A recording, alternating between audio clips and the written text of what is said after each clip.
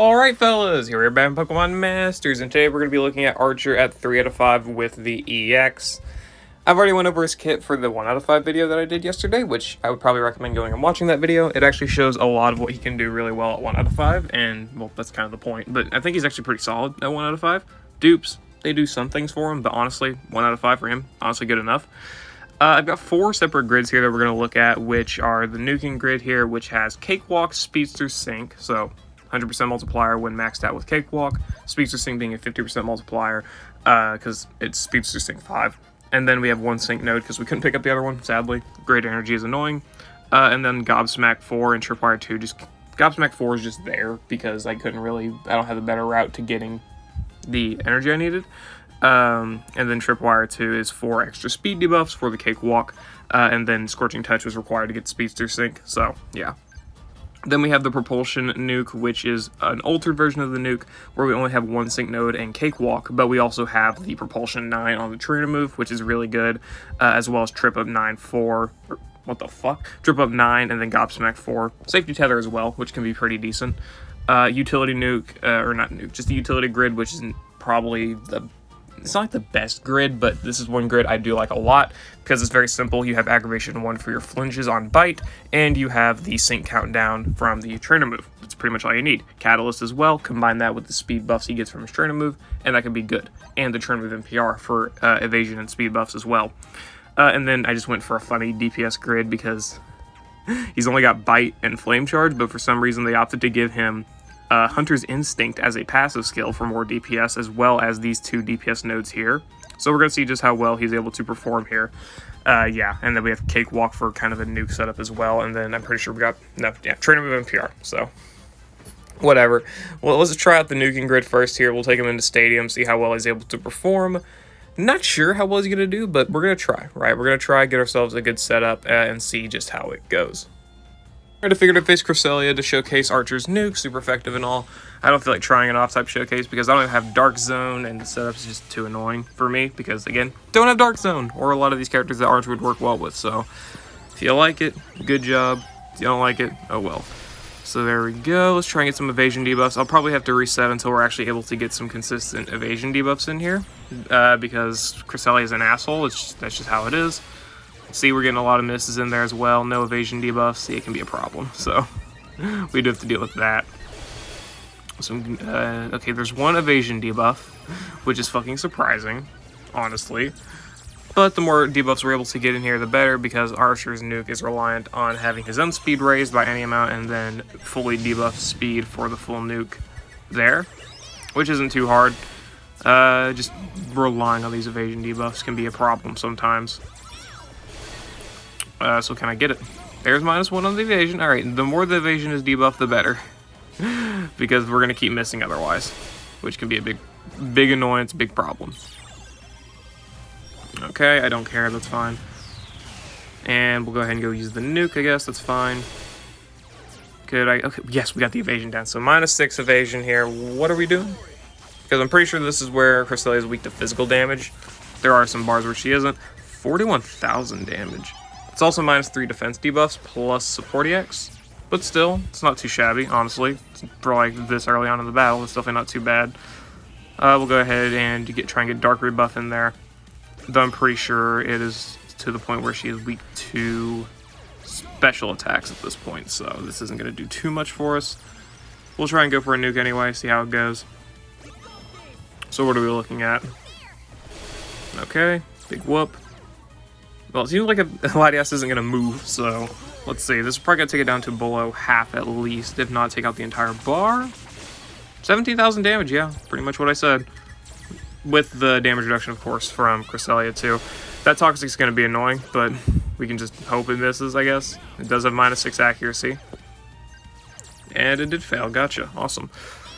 And there we go, we'll take out the final bar here with a water Shuriken, though I probably should have taken it out with a bite, but that's fine too. It's not really a big problem.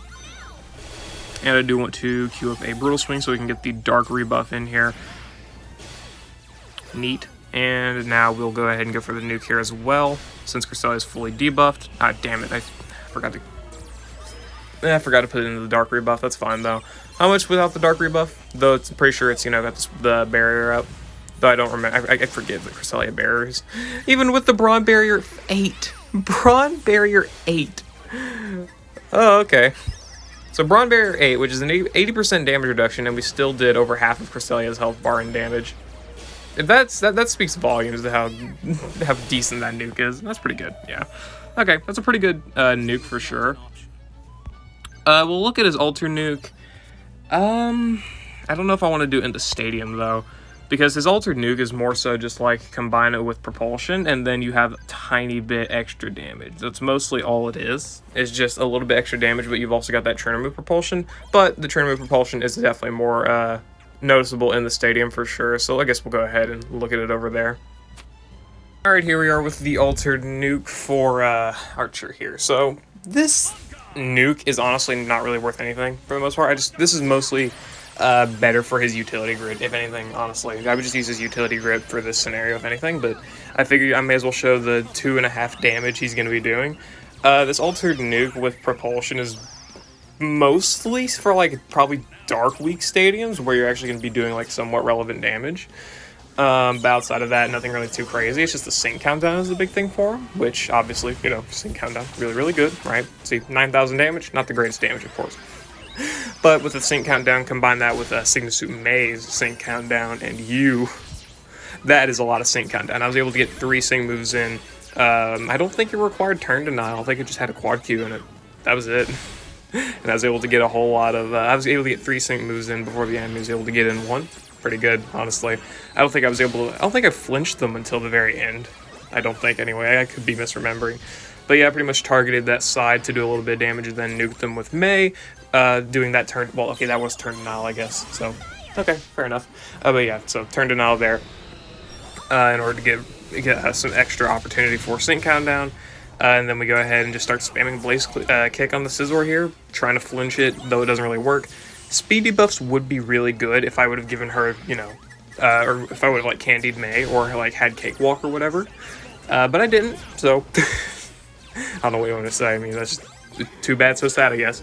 But we did get him to -5 speed, or -6 speed, so we could utilize that if we had a Cakewalk user, but in this scenario, I didn't. I could have used, like, Anniversary N. That would have been a decent option, but obviously with Anniversary N, I would have had to debuff a lot of other stats, so speed wouldn't have really been anything super relevant. But whatever, we were able to get the win in here anyway, pretty easily, nonetheless, because Signusuit May is just such a broken unit with both sync countdown and just damage in general. Probably will never candy this unit just because I want to keep doing 1 out of 5 showcases with her because she's just that good. Even off type, she's good. See, there was where the flinch was against the Scavalier because I didn't want to take a lot of damage.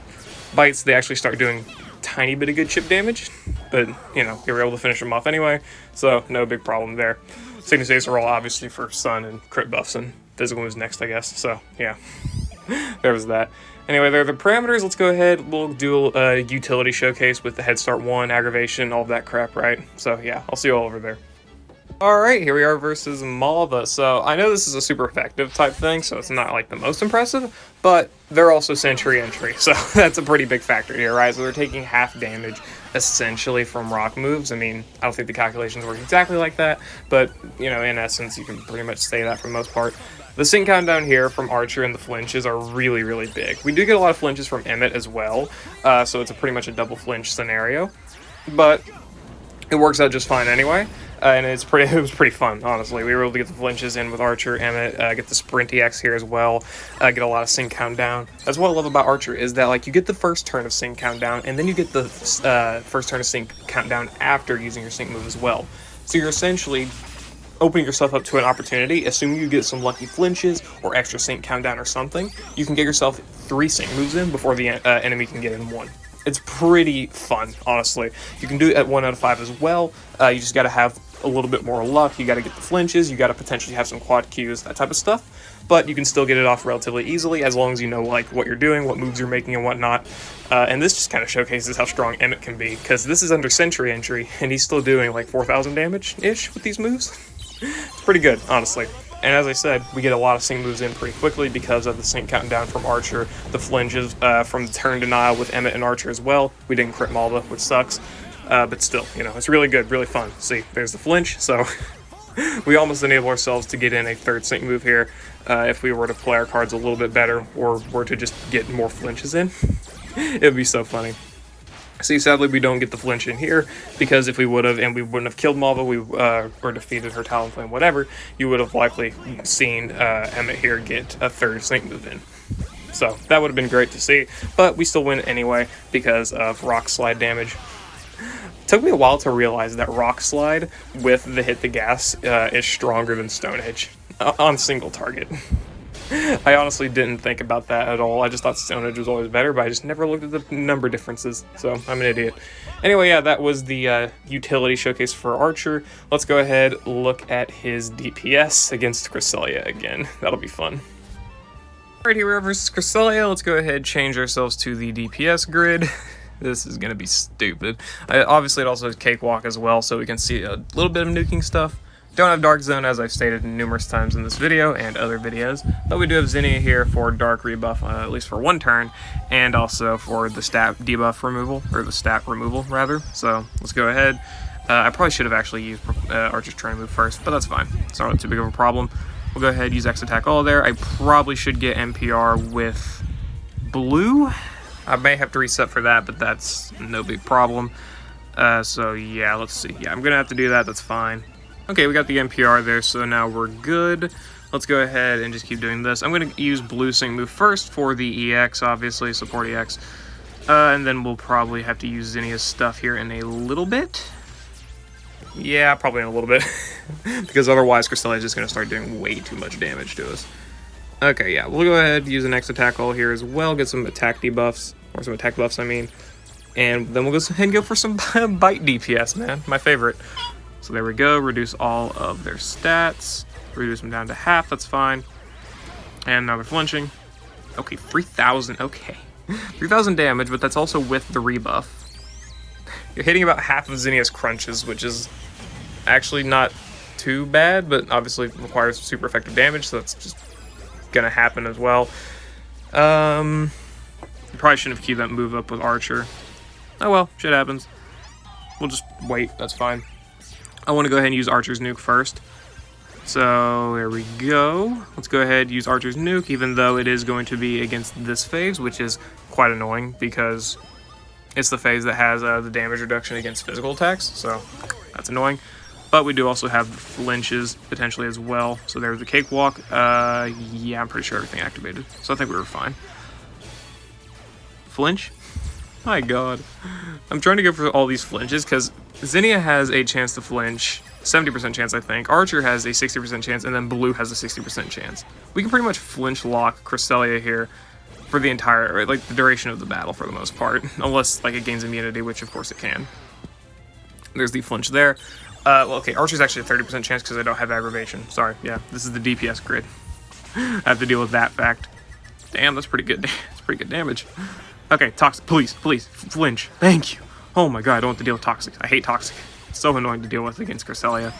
Such a fucking annoying ability. But now we can go ahead and go for another flinch. This is just flinch locking the hell out of Cresselia. It's so funny. We could do this without the DPS grid on Archer, and obviously it'd have the same effect. It's just this we have a slightly smaller chance to flinch, but it doesn't even matter because we have two other characters that can flinch.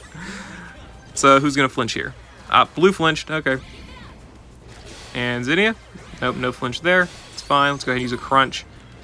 And now we got the nuke. Hyper Beam, that's probably gonna hurt, but that's also assuming we don't KO here with the Cakewalks. And goodbye. Damn close to a goodbye. Holy shit. Blue did go down.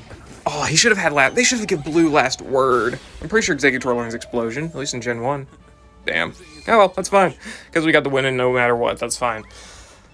So overall, don't use the DPS grid. Probably not that great. I would say it's probably not that great in the stadium either, especially because it is Kalos and the stadiums are a little bit harder. So yeah, that's a bit of a problem. Anyway, Archer overall, not a big fan of his nuking stuff, unless it's like for super effective damage, in which case it's pretty good. But outside of the super effective stuff, without the Dark Zone, it's kind of a weird setup, really, because you need a crit buffer, an attack buffer, you need speed debuffs, you need zone / rebuff, whatever. And all of that getting it in a couple turns, that's a little bit annoying, right? Because your first sync move obviously not going to hit for a lot of damage because it's probably going to be Archer's Sprint EX. But outside of that, maybe your second sync move will probably hit a little bit harder for sure. And I think, how is Malva? Okay, Malva, yeah, Malva's annoying because she needs a status change, and she's the only Dark Week stage for Kalos. That's annoying. Whatever. Archer overall is really good, I'd say. The Cakewalk nuke is not bad, but of course, as I said, you need a little bit of setup. The utility is his biggest thing, though. Having Catalyst on the sync move for the gauge acceleration is really good, especially if you combine that with the speed buffs he's able to give. Very, very good gauge support for your team. Combine the aggravation, obviously, 60% flinch chance, that's amazing. Combine it with his sync countdown abilities, and you are turn denying like every single turn, and you can basically Sigma Suit Lyra syndrome the entire team to where they're unable to move. It's pretty good. And then, of course, trying to move Propulsion. That's already great. By the way, whenever I mention Head Start in this, like Head Start in his grid, I'm actually talking about Propulsion on his trainer move. Let that be known, because they essentially act as the same thing. You've got Head Start 1 here, you've got Sync Countdown here, and then you got Sync Countdown from the Propulsion. Basically equals to having 2 Head Start 1s. Kind of. But yeah. Overall, Archer's pretty good. Nuke's not bad. DPS is pretty bad. Utility's amazing, for sure. Combined up with the sync countdown. Pretty good unit. Not worthy to summon for, of course, on a 0.4% chance banner, because there's going to be better sprint banners, sprint characters, rather, in the future, so don't worry about that. But anyway, yeah. I'm going to end the video there, guys. Hope you all enjoyed. Let me know what you think about Archer down in the comments below. I'm very curious, and yeah, I'll see you all later.